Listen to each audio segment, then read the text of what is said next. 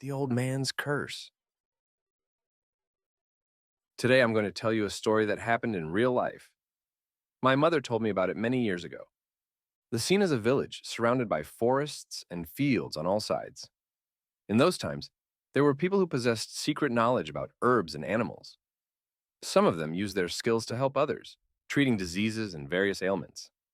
But today's story is not about such a healer. It's about an old man whom everyone in the village knew, and everyone tried to avoid. His house and garden were places people hurried past, casting nervous glances over their shoulders. This man had a gaze that made you feel uneasy, as if a shadow had passed over you, leaving an invisible layer of grime that made you want to wash yourself clean. It was said that he could send illness, not cure it, and so people stayed away.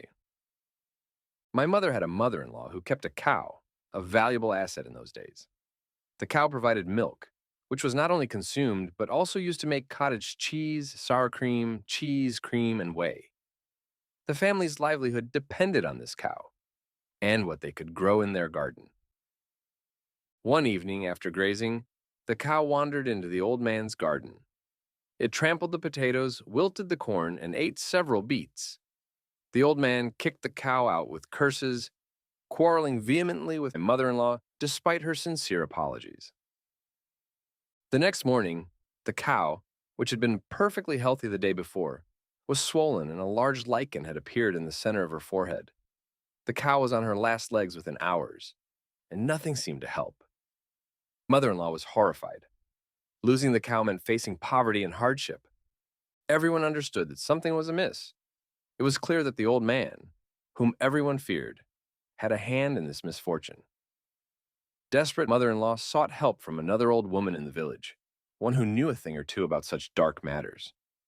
On her advice, mother-in-law and my mother spent the entire day reading prayers over the cow and washing the lichen with holy water. Their voices, filled with hope and desperation, echoed in the small barn as they chanted over the stricken animal. And then a miracle happened. The very next day, the lichen disappeared, and the cow was healthy and strong again, as if the previous day's horrors had been a bad dream. The family was saved from ruin, and they thanked God for the miracle. From that day on, they were careful not to cross paths with the old man. It was an unspoken rule in the village. No one wanted to discuss what had happened out loud, or accuse someone of witchcraft or cursing. But the memory lingered, a shadow over the village, until the day the old man died a few years later.